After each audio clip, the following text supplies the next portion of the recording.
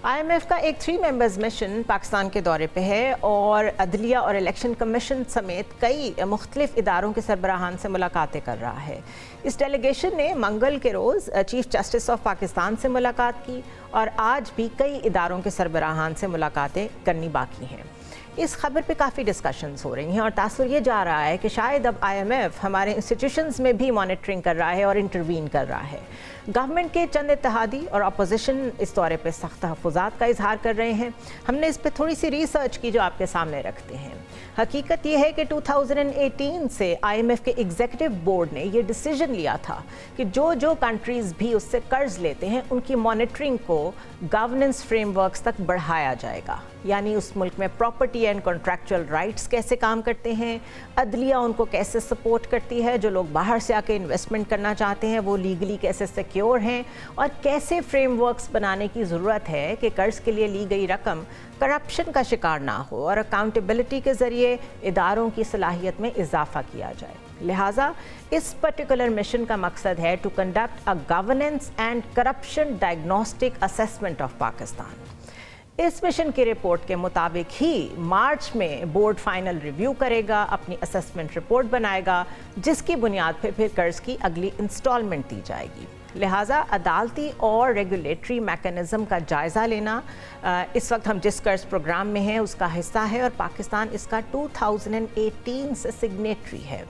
जितने भी countries IMF से कर्ज लेते हैं उनके ऊपर ये सिस्टम लागू होता है और अगर उनको क्लाइंट्स कहा जाए तो उन क्लाइंट्स के लिए ये ऑब्लिगेशन है कि वो रसाई दें अपने सिस्टम तक IMF को। पाकिस्तान ने भी इस माहदे पर दस्तखत कर रखे हैं और इस फंड को ये यकीन दिलाया है करप्शन के खात्मे के लिए हम कोशिशें करेंगे। लेकिन IMF का ख्याल ये है कि पाकिस्तान में जो गवर्नेंस स्टाइल है, जिस तरीके से अदलिया की आज़ादी के मसाइल टेकअप किए जा रहे हैं और जो माशी इंडिकेटर्स आ सकते हैं उनमें कॉन्फ्लिक्ट है। लिहाजा पाकिस्तान के अदालती निज़ाम में जो इंसाफ की फराहमी है उस पर क्वेश्चन मार्क है। इसीलिए कहा जाता है कि सरमायाकारी के लिए मुल्क में माहौल साजगार नहीं है। IMF इससे पहले यही प्रोग्राम अप्लाई कर चुका है श्रीलंका पे, यूक्रेन पे, मॉरिटानिया पे, मोज़म्बिक पे, पैराग्वे, कैमरून और कई ऐसे ममालिक भी ऐसे जायज़े में जा चुके हैं जिन्होंने IMF से कर्ज लिया है। लिहाजा इसकी मज़ीद डिटेल्स क्या हैं, ये जो गवर्नेंस और अकाउंटेबिलिटी की हद तक हमारी मॉनिटरिंग हो रही है उसके बाद सेटिस्फाई होना IMF का ज़रूरी है और फिर हमें अगली किस्त मिलेगी। दिस ओनली मीन्स कि ये ऑप्टिक्स में जो भी नज़र आए असल में ये बड़ा टफ टाइम है फॉर द गवर्नमेंट। इसको फर्दर डिस्कस करते हैं। हमारे साथ खाकान नजीब साहब मौजूद हैं। खाकान नजीब साहब, thank you so much for joining us.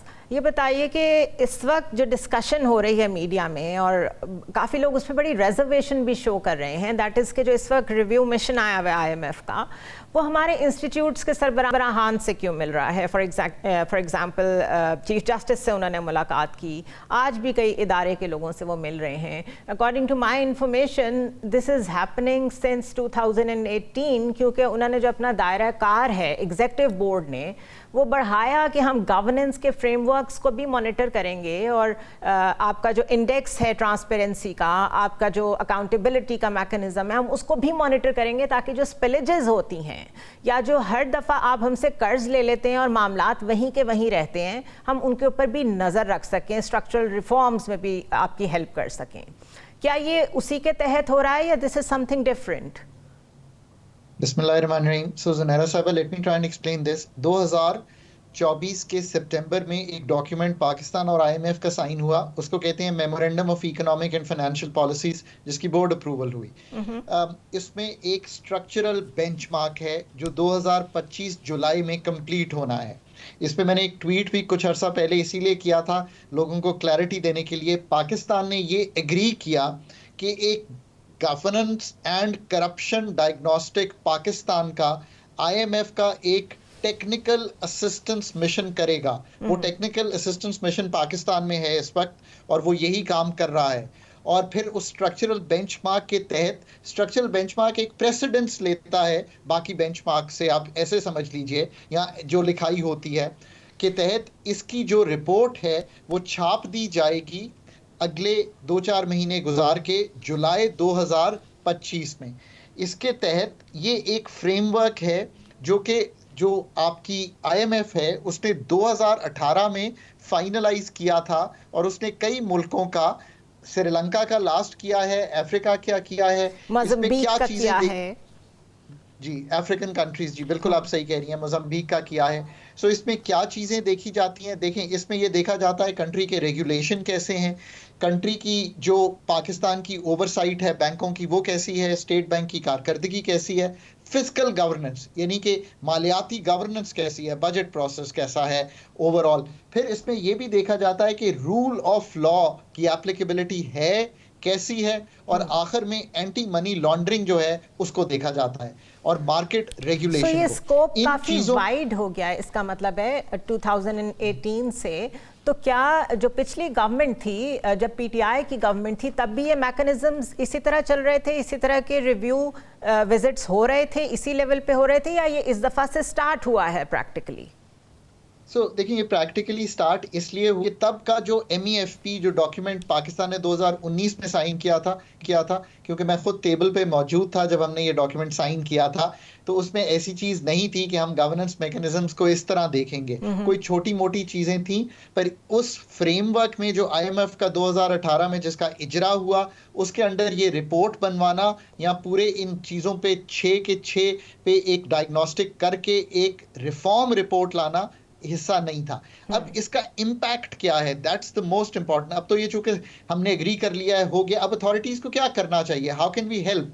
So this is what they should be doing. ये जो सारे लोगों को वो मिल रहे हैं, चाहे CJ ऑफिस हो, चाहे AML के लोग हों, चाहे स्टेट बैंक के हों, जो वो सिफारिशात मुरतब करने जा रहे हैं वो उतनी इंट्रूसिव या ऐसी ना हो जो कि हम अमल दरामद ना कर सकें। पाकिस्तान अथॉरिटीज को श्रीलंका की रिपोर्ट पढ़नी चाहिए, क्योंकि मैं इंटरनेशनली काम करता हूं, मैं इतना जरूर कह सकता हूं कि उस रिपोर्ट में बहुत से रिफॉर्म एक्ट्स जो हैं लिखे हुए हैं जो बदतदरीज श्रीलंका को MEFPs में लेके जाने पड़ेंगे। The same case will happen with Pakistan. आपकी बात को मैं बीच में से अगर पिक करूं, श्रीलंका की आपने बात की, हमने देखा था श्रीलंका जब डिफॉल्ट किया था, but with in 6 months they were back on the track. हम भी क्या उसी होलिस्टिक वे में चीज़ों को लेके चल रहे हैं? हम भी डिफ़ॉल्ट से तो बच गए थे, लेकिन जिन रिफॉर्म्स की आप बात कर रहे हैं कि वो उधर एप्लीकेबल हैं, क्या उन्होंने भी उसको अडॉप्ट कर लिया है? मतलब एक प्रेसिडेंट सेट हो गया है कि जो भी रिकमेंडेशंस IMF दे रहा है वो वाकई अप्लाई हो सकती हैं? इसकी कोई मिसाल भी सेट हुई है? ये तो नहीं होगा कि वो इतनी टफ कंडीशंस लगा लें कि हमारे मुल्क में पहले ही इतनी रेड टेपिज्म और प्रॉब्लम्स हैं, वो हो ही ना सकता हो। आपने इतने होलिस्टिक 3 सवाल किए हैं कि we'll take a whole programme to answer, but मैं ब्रीफली कोशिश करता हूं। Okay. सो देखिए, पहली बात आपने की पाकिस्तान गो बैक टू 2023 जब IMF का प्रोग्राम निकल और प्रोग्राम नहीं हो रहा था, एंड देन पाकिस्तान का प्रोग्राम एक स्टैंड बाय एग्रीमेंट हुआ था जो कि केयर टेकर्स के दौर में कंप्लीट हुआ था। तो आप आज देख लीजिए कि पाकिस्तान के रिजर्व्स $11.5 अरब के हैं, उस वक्त रिजर्व्स अंडर $4 बिलियन चले गए थे, पाकिस्तान में भी डिफॉल्ट की गुफ्तगू थी। सो अब एक मैक्रो स्टेबिलिटी आ गई है। ये तो एक पहला जवाब है। दूसरा जवाब ये है कि yes, the Pakistan engagement is more broader this time. एक और चीज हम सामने रखें, प्रोविंसेस पहले रोप्ड इन नहीं थी 19 के प्रोग्राम में भी और 2013 के प्रोग्राम में भी IMF के साथ, अब वो भी हैं। सो आप समझ रहे हैं कि दायरा कार इज वाइडर। अब जुनैरा साहिबा, बात तो सारी ये है ना कि IMF is a matter of good negotiation. मैंने डॉन अखबार में भी, न्यूज़ अखबार में भी, अंग्रेजी के दोनों अखबारों में इतनी गहराई से लिखा है कि आप अपना घर, अपनी जो टीम है उसको बहुत अच्छा बनाएं, वो ताकि IMF से 11 PhDs हमारी तरह के ही आते हैं, वो उनसे निगोशिएट कर सके।